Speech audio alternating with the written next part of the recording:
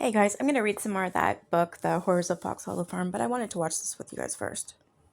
It's a mystery more than a quarter century old. When I'm asked, why now?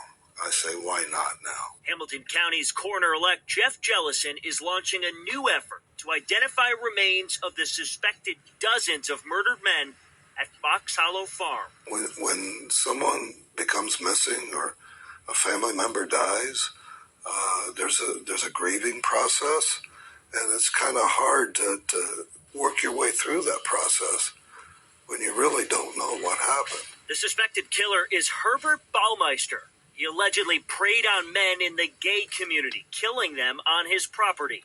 Shortly after an investigation into Burmeister began, he took his own life. An unknown number of bones and bone fragments were left buried around his home. There were 11 DNA profiles identified. From those 11, investigators were able to match 8 people. But Jellison says that just scratches the surface of what could be discovered. We think that there's probably more people, and maybe possibly as many as 25 people. Jellison says the coroner's office is in a good place to take this challenge on now. In 1996, DNA technology really was not something local law enforcement and medical investigators were familiar with. Since then, there's been a lot of improvement. To hopefully, finally, bring closure to families with no answers. They were essentially forgotten, and they're not forgotten any longer.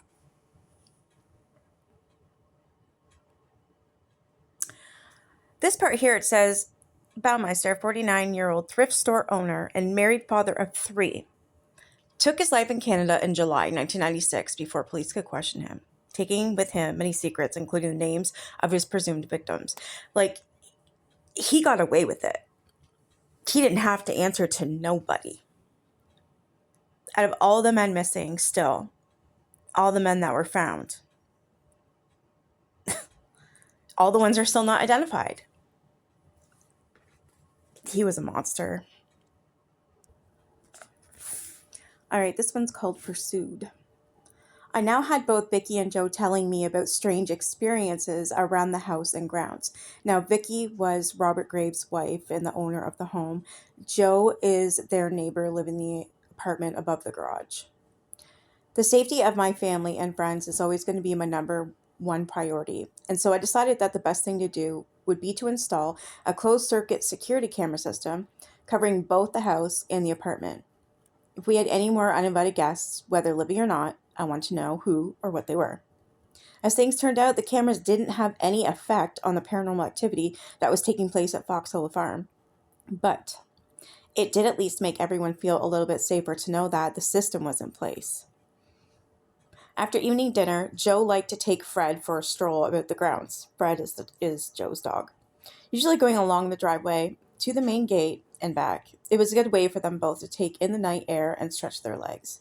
Joe had been staying with us for about a month when he had his next encounter with the unknown. As he and Fred were taking their nightly walk, they heard the sound of something moving around in the trees off to their left. This didn't really seem like a big deal. All kinds of nocturnal critters call the woods home, and so long as Fred stayed away from foxes, raccoons, and such like, there shouldn't have been any cause for concern. Fred obviously sensed something out there that he didn't like. The pooch stopped, deadness. I don't know why that's funny, but it looks funny. I'm sorry. Oh, I think I'm tired. So Fred sensed something out there that he didn't like. The pooch. I think it's because of the recent. Somebody said something about a pooch lately. It was not a dog. Whew. Okay. The dog stopped dead in his tracks and began staring off toward a specific part of the tree line, his ears perking up as though he was straining to hear something. Then he started to growl. "What's out there, boy?" Joe asked, bringing it was an evening visitor of the 4-legged variety. Joe didn't see the need to put a leash on Fred, as he was a well-trained dog that had no problem obeying his master's commands. From out of the blue, Fred suddenly burst into a sprint, rushing toward the trees and barking with excitement. That's when Joe saw the figure of a man walking away from him into the tree line. Once again, the man was wearing a bright red shirt and blue jeans. As with Vicky's sighting, Joe saw that the figure's legs were transparent. The apparition had seemed completely solid to Joe at first, even blocking out a couple of trees as it walked in front of them. It was only when the man disappeared into thin air, without going any further into the trees, that Joe realized he was looking at a ghost. Fred, come here, boy, Joe called. So much for him being an obedient dog, Joe thought. He always took the precaution of bringing along a flashlight for their nightly walks, despite the fact that walking alone into what now looked like extremely haunted woods didn't overly appeal to him. Joe wasn't about to leave his dog out there all alone. Switching on the flashlight, he made his way cautiously into the trees, playing the beam around in an attempt to find his wayward pooch. Why did you call it that? Just call him Fred. Fuck. The deeper Joe went into the woods, the more his sense of unease grew. That was totally understandable after all. Who in their right mind, other than a paranormal investigator, goes toward a ghost, especially when that involves walking into the woods in which the bodies of so many young men were burned and abandoned? Joe's heart was almost in his mouth, but showing true courage, he kept taking step after step until all he could see around him were the dark outlines of the tree trunks and low-hanging branches. He swung the flashlight beam to his left and jumped halfway out of his skin. Standing there, no more than 20 paces away, and looking right at him, was a young man in the red shirt. I don't know, I would probably have a heart attack. The overwhelming urge to flee was back, and now Joe was running as fast as he could, pushing branches aside. He was overcome with a terrifying sense of deja vu. The dread familiarity of fleeing through these woods from something that meant him harm. Fred was hot on his heels, bounding out of the trees and overtaking Joe as he reached the main house. Joe never looked back, terrified that he would see the ghostly apparition for the third time, staring blankly at him out of the darkness. Once he calmed down, Vicky and Joe compared notes on their respective sightings. Not only did the descriptions of the apparition match exactly, all the way down to the missing legs, but when they both went back out into the woods the following day, they realized that they had each seen him walking in the very same area, close to the 3 large trees at the side of the house. The spot at which he had disappeared was also identical in each case. Each of them had seen the same apparition. Now the big question was, who exactly was it? I'd be calling the police and just telling them that they need to dig. I don't know. That's just me, though. Despite their terrifying experience, that night Joe and Fred would still take long walks in the woods at the southern end of the property, though no longer after dark. This wooded area is about 3.5 acres in size, crisscrossed with running trails and footpaths, and also happens to be one of the spots in which Herb Baumeister disposed of several bodies, burning some in a large pile while simply allowing others to decompose in the open air. Yeah, he was careless. About 2 months after he had moved in, Joe approached Vicky and me and said that he had found something in the woods. I asked what it was, and he said he thought it was a bone. I asked him to go get it. Joe went up to his room and returned with something wrapped in tissue paper. We gathered in the kitchen to unwrap it and take a look. For several years, I have performed autopsies on behalf of the local coroner, so I'm very familiar with human anatomy. What he had found was definitely a bone. It was approximately 12 inches long and about an inch in diameter. The color was an off-white with a slight brown tinge. Although it appeared to have been chewed on by some of the animals in the woods, it certainly looked human to me. It could only have come from one of Herb Baumeister victims. The next day, I contacted the forensic anthropologist at the University of Indianapolis and told him what had been found. Fuck. Really? Oh my god. Sorry. It could only have been from one of Herb Baumeister's victims. Fuck. My dog farted. This is an every night thing now, Jack. Ain't getting over bacon. Could only had kind of one come from one of Herb Baumeister's victims. The next day, he contacted... Okay, we don't know that. He asked me to send a photo of the bone, which I did. He stated that he could not tell from the photo exactly what it had come from, and requested that I bring it down to his lab so he'd get a better look at it. I drove down to the university and made my way to the anthropology labs. The forensic anthropologist met me at the door. This was the same man who had dealt with the case itself during the 1990s. His lab space is under very tight security due to all the human remains from active cases that are accepted by the department for investigation. He asked to see what I had brought him, stating that people bring me bones all the time. Most of the time they are not human, Rob, but bones from Fox Hollow Farm had a better pedigree than most. The doctor took one look at the bone and declared this is a human left femoral shaft, and I would estimate that it has been in the ground for about 15 years. The femur had obviously been missed during the original search of the property. At that point, I signed a human remains transmittal form, releasing it to him for processing. I couldn't even imagine. See that sign? It says Fox Hollow Farm. That's the original, and it's still on the property to this day. I don't know, it's just weird. Joe was woken up from a deep sleep one night. Never mind, wrong part. It was far from the first human bone that had turned up in the woods outside my home, and it definitely would not be the last. Even today, fragments turn up from time to time, unearthed by the weather or local wildlife. We send them to the university where they are categorized and stored in an archive. That is insane. That's a lot of bones. Joe was woken from a deep sleep one night by the sound of frantic knocking on the door to his apartment. From the foot of his bed, Fred growled. He called out, demanding to know who was there. When no answer came, he knew that it couldn't be Vicky or me, which is Vicky's husband, who's talking right now. Neither of us would be cruel enough to play a little trick like that on him after what he had already experienced. Unwilling to simply hide away beneath the covers, Joe got out of bed and made his way slowly towards the door. Every step of the way, he verbally challenged the unseen knocker. In response, the knocking became faster and more urgent. It just wouldn't let up. And I know, I can feel it. That is a victim, and they're running from her. They're trying to get away, and they can't. Despite being afraid, Joe was also starting to get angry. Somebody had disturbed his night's sleep and was now trying to intimidate him outside his own home. Well, enough was enough. As he reached for the handle, Joe could see the wood of the door shaking. With each impact rattling on its hinges, he flung the door wide open. Of course, there was nobody there. That was when Joe noticed that the door knocker itself was standing at a 90-degree angle in the complete defiance of gravity. Whoa.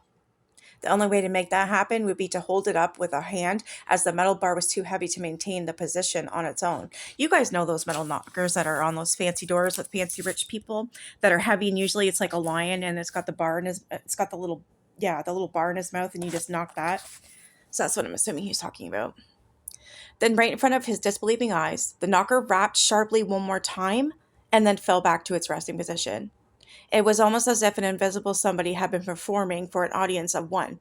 Joe, and once he had done what they wanted, had dropped the mic and disappeared, leaving a very agitated eyewitness standing alone at the top of the empty staircase with his heart racing out of control. Determined not to be harassed at his home turf, Joe looked all around, trying to spot a flesh and blood intruder. There was no sign of anyone. The lights in the main house were all out, so we knew that my family and I were all sleeping. Apart from the sound of crickets, the grounds of Fox Hollow Farm were as quiet as the grave. Part of him wanted to go out there onto the driveway in order to get a better look, but the feeling of being watched was back, and this time it was stronger than ever. Joe couldn't help but wonder whether something was toying with him, playing games in an attempt to scare him. What he didn't realize at the time was that playing games and scaring young men was Herb Baumeister's stock in trade. Another John Wayne Gacy. Deciding that discretion was the better part of the valor, Joe decided to go back to bed, making sure to close the door firmly behind him. He was perturbed to find that Fred was cowering underneath the bed. Oh, obviously something had disturbed him, but what? He tried to coax Fred out, but to no avail. All the dog would do was growl, then began looking behind Joe as though he could see something that his master couldn't. Then came the last sound in the world that Joe had expected or wanted to hear, the sound of the doorknobs, oh my God, slowly being turned. It was in dire need of some WD-40 and made a sinister screeching sound when the door was being opened. Somebody was trying to get into his apartment. Joe got to his feet, convinced that he was going to have a fight or flee. He could see the doorknob twisting first one way and then the other. Then, as fast as it started, the movement stopped. All was still for a moment. The door suddenly flew backwards on its hinges, slamming into the frame with enough force to shake it. A strong gust of cold air blew leaves and wood chips into the living room. Up until that point, the night had been still and calm without so much as a breeze, let alone a wind strong enough to blast open a door. The man came out of nowhere, suddenly appearing from the darkness behind Joe. He was now standing at the open doorway. The man was young, in his 20s, and was different from the red-shirted apparition that Joe and Vicky had seen in the woods.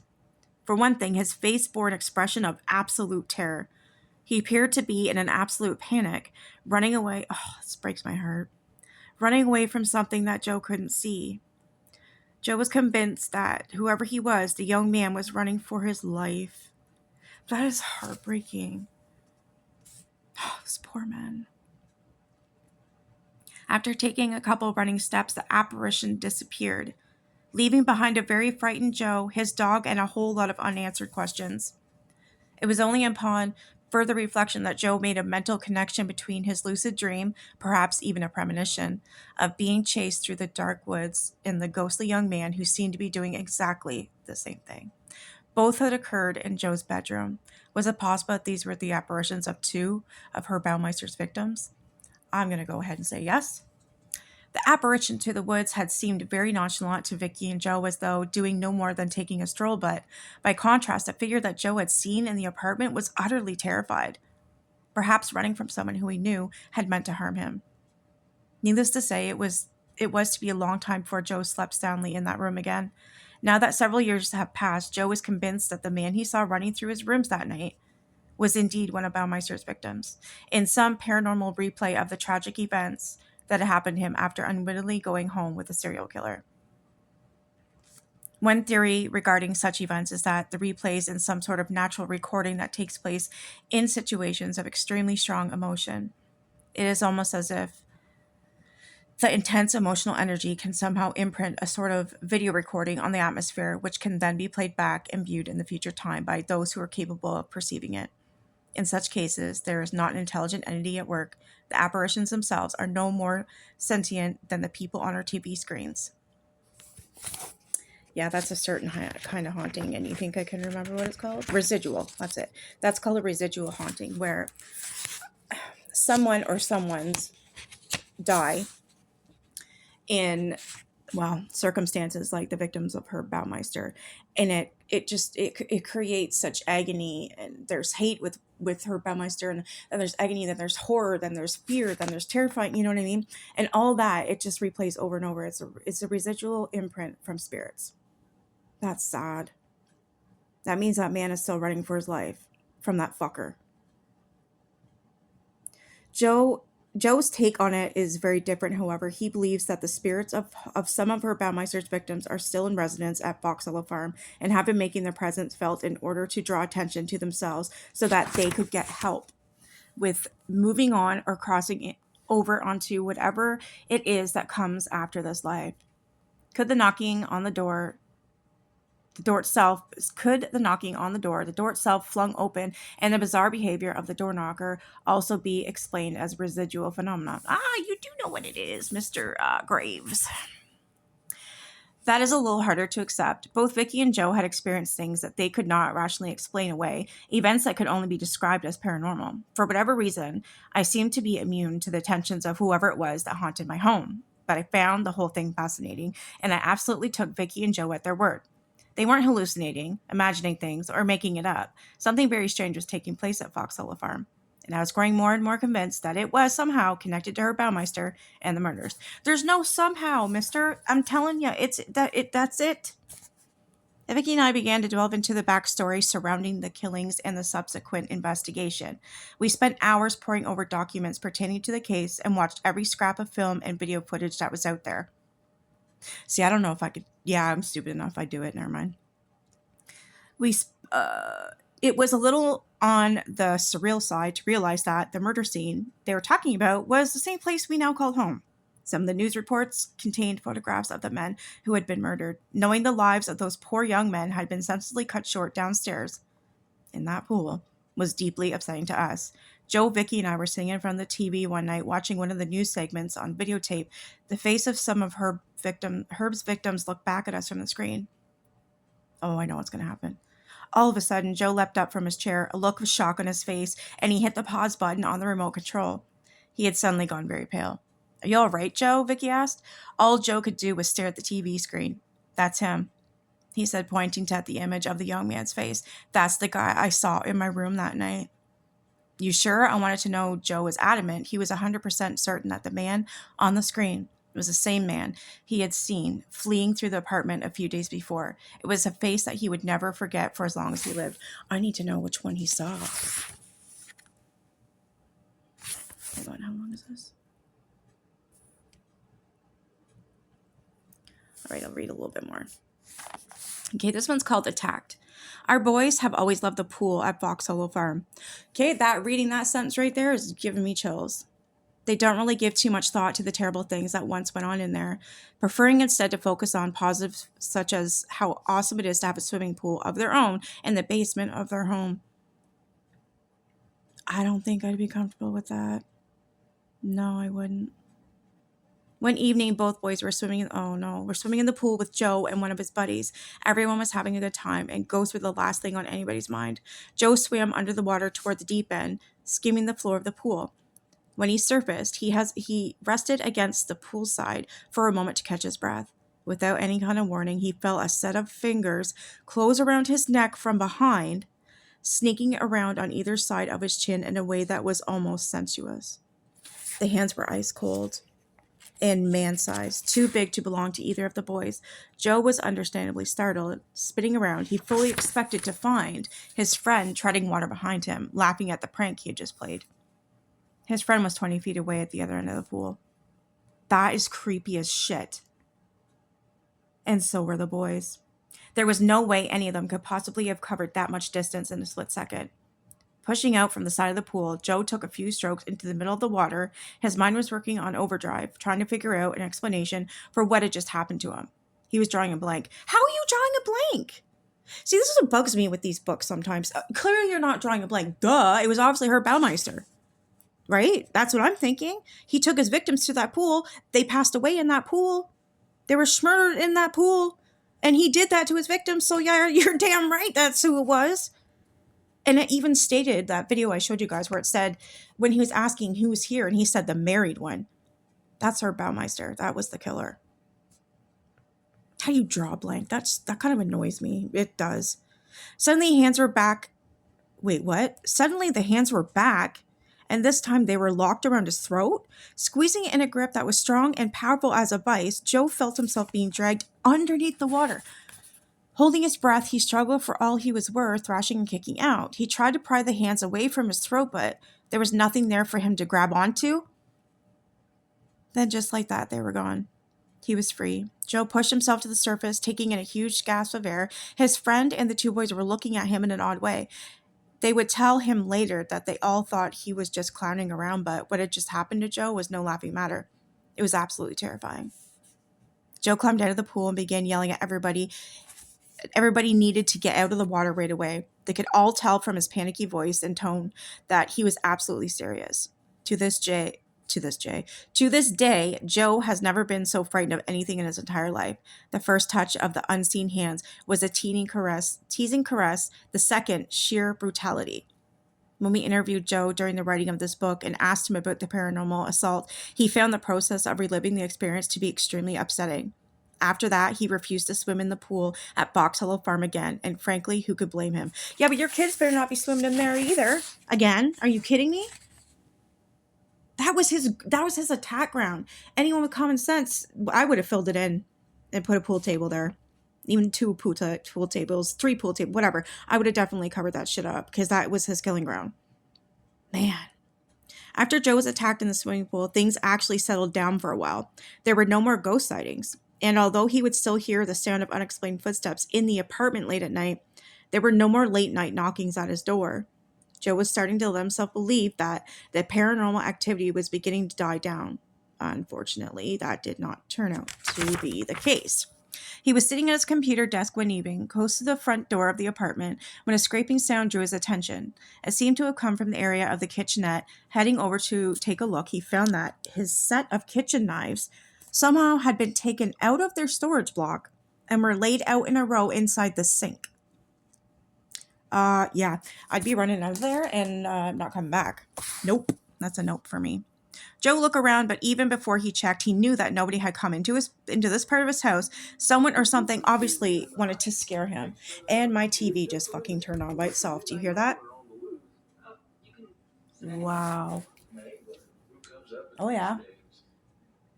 That's fun.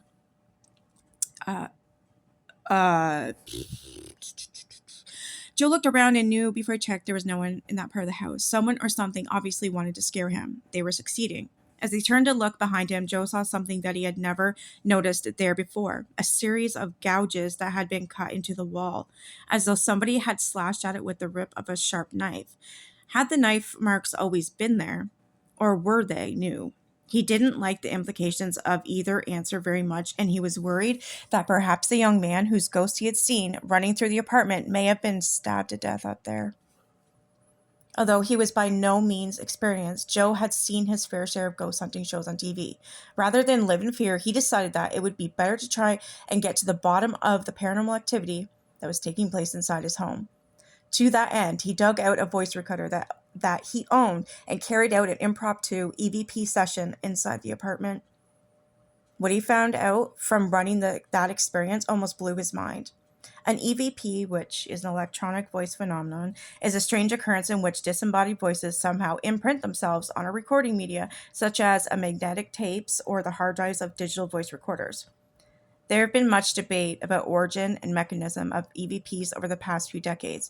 Some believe they are no more than ambient background noises that went unnoticed during the recording or stray radio waves, ignoring the fact that EVPs have been recorded in EMF-free Faraday cages. But many paranormal investigators believe that they are evidence of disincarnate entities communicating with us. I am one of those people. Yes, I absolutely do believe that I have caught EVPs, and they absolutely are communicating. Yes. Joe hadn't set out to do anything fancy. After switching off all the mechanical and electrical devices in order to prevent noise contamination, he had simply set the recording running and began asking questions, wandering about the living space as he did so. After a few minutes had gone by without anything strange happening, Fred began to growl, staring off into space at something that Joe couldn't see. He no longer felt as though he were there alone in the room. Joe stopped recording and sat down to listen to the playback. He could hear his own voice coming out of the speaker asking if there was anybody else in there with him, and then inquiring who it was that he could hear walking through the kitchen at night. He was shocked to hear a male voice answer his question, uttering 3 words that shocked him to his core. The married one. The only married one was not a victim. It was Herb Baumeister. He was the married one. We have no knowledge of any of Herb's victims have being married, but he himself certainly was. So far as Joe was concerned, the conclusion was obvious. The apartment was being haunted by the ghost of Herb Baumeister. See, how was that easy for him to figure out, but he didn't have one damn clue about him being in the pool getting choked. See what I'm saying? I get people got to write a book, but damn. Class A EVPs are crystal clear, and it is very easy to make out the words that are being spoken. Having reviewed the EVP ourselves, we must point out that it is a Class B recording. In other words, a little too muffled and indistinct to be absolutely unmistakably clear, but of remarkable clarity nonetheless. The voice speaking is undeniably that of a man. It was not Joe's voice. Nor were there any other people present in the room when it was recorded. I gotta give it to Joe, though. He's got balls to do that alone in that apartment. So far as the interpretation of the words themselves go, it is possible that the phrase spoken was actually the merry one, but we listen to it over and over again, and the word in question does seem more like married than merry. For his part, Joe remains convinced to this day that the paranormal activity that plagued him in his apartment and the force that attacked him in the swimming pool were none other than Herb Baumeister herself. Duh. When we take into account the fact that Joe was a young, single man, it certainly fits Herb's established patterns. He believes that the spirit of Herb Baumeister still haunts Fox Hollow Farm to this day. As time went on, Joe would catch glimpses of strange figures walking in the woods behind the farm.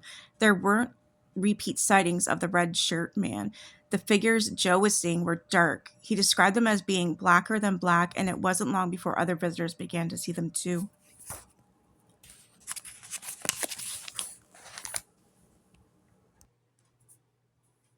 I'm going to play this for those of you that may or may not have heard it. So this is actually the only place I could find the EVP of The Married One, because Mr. Bowen had it. I cannot find it anywhere else. It's weird, actually. But here you go. That, perhaps they had been attacked with a knife right here in the kitchen. He's thinking like it's his duty to try to figure out which victim this was and what happened to them. And so he gets his iPhone out and he turns on the voice recorder and he starts recording and asking some questions of the room. And he first make sure to turn off the TV, turn off the AC so it's quiet. And so with his recorder, he starts asking, like, who's anybody here? And there's silence. And he's like, who was the person in the kitchen? Who was walking through the kitchen? And there's silence. And then when he asks again about was there anybody in the kitchen, his dog starts growling and reacting to something in the room. I think he read the book. It sounds like And it. now Joe hasn't heard anything. He's not heard any confirmation that, there's someone in the room. He actually felt quite silly doing it. He takes his phone back to his computer because he takes his dog growling as maybe somehow confirmation that there was something there. And he downloads the audio file and he listens to it. And as he's listening to the file, right after he asks about is there anybody in the kitchen, he gets a response. Who keeps walking in the kitchen? Who's in the kitchen? The married one. And so as Joe is looking... Who keeps walking in the kitchen? Who's... So there you have it, folks. The Married One. What do you guys think? Do you think it was him? I don't know. I feel so bad for those victims. They need to do something, like make a memorial and appreciate the fact that they were murdered there, and make a place, like, I don't know, just acknowledge that they were people, they were victims, and that, I don't know, I don't want to say make a shrine, but like a memorial spot for the victims, for the families to come and leave flowers and just kind of, I guess kind of sit there. Should be bench with a little garden. That's what I think. And I don't know. I don't know. I just feel really bad. Anyways, hope you guys enjoyed, and I'll see you in the comments.